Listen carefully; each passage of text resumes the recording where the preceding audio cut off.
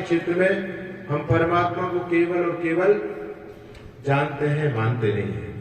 संत लोग, विद्वान लोग, ऋषि लोग यही कहते हैं। एक बार तुलसीदास जी महाराज जा रहे थे जंगल में, रात्रि का समय था। अब जंगल में जा रहे, भगवान कृष्ण कहते हैं या निशा सर्वभूतेषु कस्याम जागृति से। रात्रि के अंधकार में जब लोग सो जाते हैं तो शायद तपस्वी लोग जग करके भगवान की आराधना करते हैं। तो भगवत भजन के लिए जंगल की तरफ बढ़ रहे हैं। जंगल से 4 लोग आ रहे थे नगर की तरफ। अब संत ने सोचा कि ये कौन हो सकते हैं रात में। उन्होंने, जो उधर से आ रहे थे 4 लोग, उन्होंने भी सोचा भाई ये रात में कौन हो सकता है। तो कहते हैं जैसी दृष्टि वैसी सृष्टि। आदमी जैसा खुद होता है वैसा दूसरे को देखता है, सोचता है। संत ने सोचा ये भी अपने भाई होंगे, हमारे जैसे संत होंगे। और उधर से जो आ रहे थे वो चोर थे, वो चोरी करने के लिए जा रहे थे नगर। तो उन्होंने सोचा ये भी अपने भाई होगा, इसमें तो जंगल में भटक रहा है। आमना सामना हुआ। चोरों ने पूछा तुम कौन? तो संत ने कहा जो तुम सो हम। बोले अच्छा हमारे भाई हो? बोले हाँ तो आओ हमारे साथ। संत को भी मिला लिया, गांव की तरफ, नगर की तरफ चले गए। जब चले गए तो बीच में मुलाकात हुई। मुलाकात जब हो रही थी तो संत समझ तो गए कि वे गड़बड़ आदमी है, लेकिन उनको एक शिक्षा देने के, उपदेश देना था, इसलिए शांति से उनके साथ में चलते रहे। नगर में पहुंच गए, अब चोरी करने का प्रोग्राम। उन्होंने कहा देखो भाई आप हमारे हो तो भाई, लेकिन पहली बार मुलाकात हुई है, अभी हमको पता नहीं है तुम कितने पारंगत हो चोरी करने में।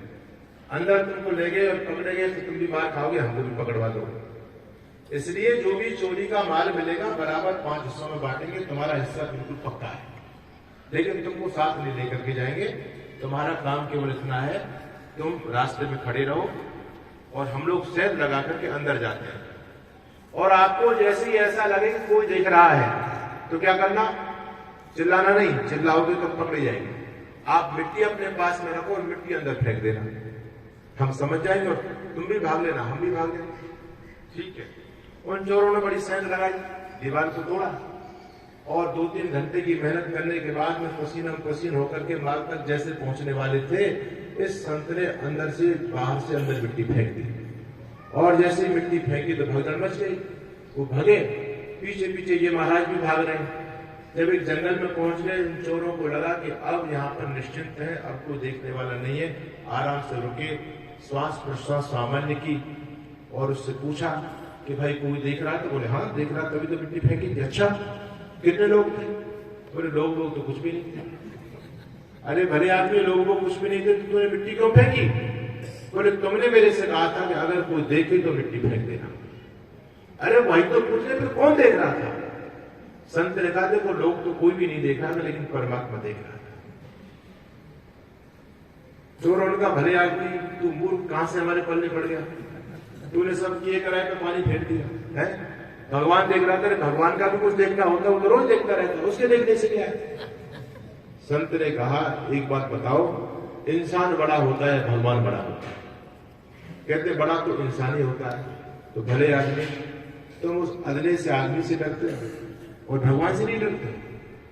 तो जो व्यक्ति ईश्वर को वास्तव में ठीक प्रकार से जानता है और मानता भी है, वो व्यक्ति कभी भी पाप कर्मों में प्रवृत्त नहीं होता, वो बच जाता है। और जो केवल परमात्मा के बारे में ऊपर ऊपर से जानकारी रखता है, उसका कभी कल्याण नहीं होगा। तो वेद, उपनिषद, शास्त्र, संत हमारे यही उपदेश देते हैं, सदगुरु यही उपदेश देते हैं कि हम भगवत भजन करें, उस परमात्मा को जाने। वो न्यायकारी है, सबके साथ में न्याय करता है। हमेशा कभी भी जीवन में कुछ उल्टा समय आ जाए, विचलित मत होना, भगवान को दोष मत देना। कुछ हमारे कर्मों का ही परिणाम ऐसा होगा। परमात्मा कभी भी किसी के साथ बुरा नहीं करता, वो तो हमारे जैसे कर्म होते हैं, उस कर्म के अनुसार ही हमको फल देता है।